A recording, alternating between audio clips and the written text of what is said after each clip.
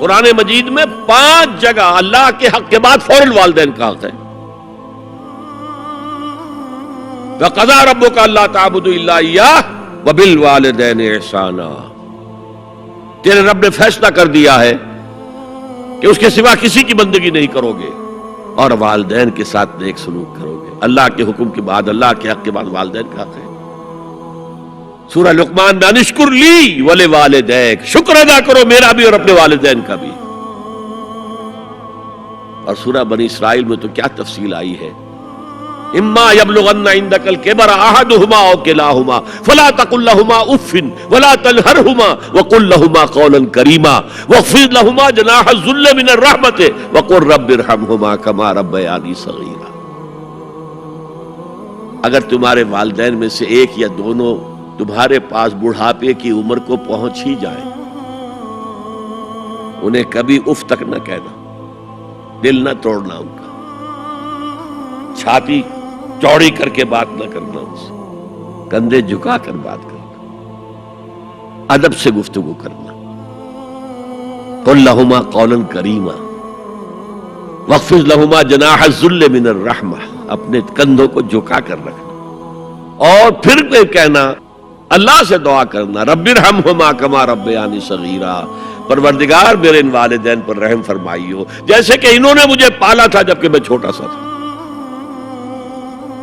تو خاندان کے نظام کو مستحکم کرنے کے لیے 3 ڈائمنشنز ہیں. جیسے ایک کمرہ ہے، چوڑائی ہے، لمبائی ہے، اونچائی ہے. پہلے تو شوہر اور بیوی کے درمیان بانڈ آف لو. اب یہ شوہر اور بیوی پیرنٹس بن گئے ہیں، والدین بن گئے، اولاد آ گئی. سیکنڈ ڈائمنشن ایڈ ہو گئی، ادب، عزت. اور بہن بھائی ہیں، اخوت، جس کو کہ وہ کہہ رہا ہے جی ویلز بھی فریٹرنٹی. خاندان کا ادارہ مستحکم. یہاں ایک نقطہ اور بیان کر دوں. لیگل لیول پر بیوی کے حقوق کم ہیں، شوہر کے زیادہ ہیں. الرجال قوامون علی النساء، سیدھی سیدھی بات ہے اور ہمیں ڈٹ کر کہنا چاہیے. یہ اس سے زیادہ معقول بات کوئی نہیں ہے. کسی ادارے کے 2 سربراہ برابر کے اختیارات والے نہیں ہو سکتے. لیکن اخلاقی طور پر جو ماں کا حصہ ہے، باپ کا حصہ اس سے 1/3 ہے. قرآن مجید میں آیا ہے نا، حملتہ امہ وہنا علی وہن وفصالہ فی عامین ان اشکر لی ولوالدیک. اسے اٹھائے رکھا اس کی ماں نے اپنے پیٹ میں، کمزوری پر کمزوری جھیل. کمزوری تو ہو رہی ہے، اس کا خون چوس رہا ہے اندر، جھونک جو ہے وہ چوس رہی ہے خون اس کا.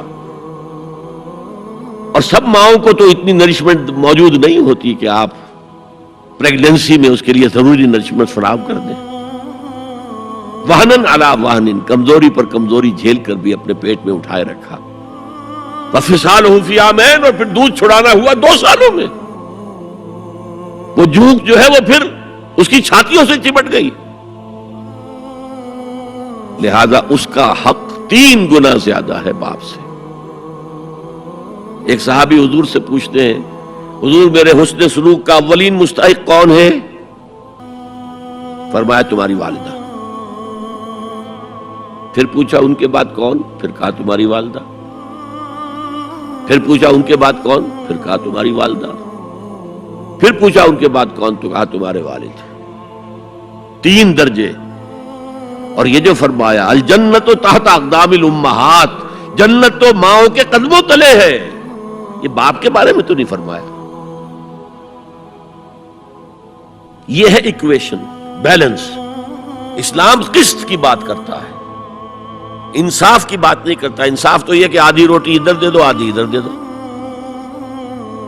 انصاف ہے، یہ اچھی چیز ہے. یہ قسط یہ ہے کہ بوجھ اٹھانا ہے تو جو زیادہ قوی ہے اس کو زیادہ بوجھ دو اٹھائے، اور جو کمزور ہے اسے کم بوجھ دو. یہ قسط ہے. تو اسلام نے عورتوں پر ذمہ داریاں کم رکھی، ان کے اختیارات کم رکھے، لیکن اولاد پر حق ماں کا 3 درجے فائقہ.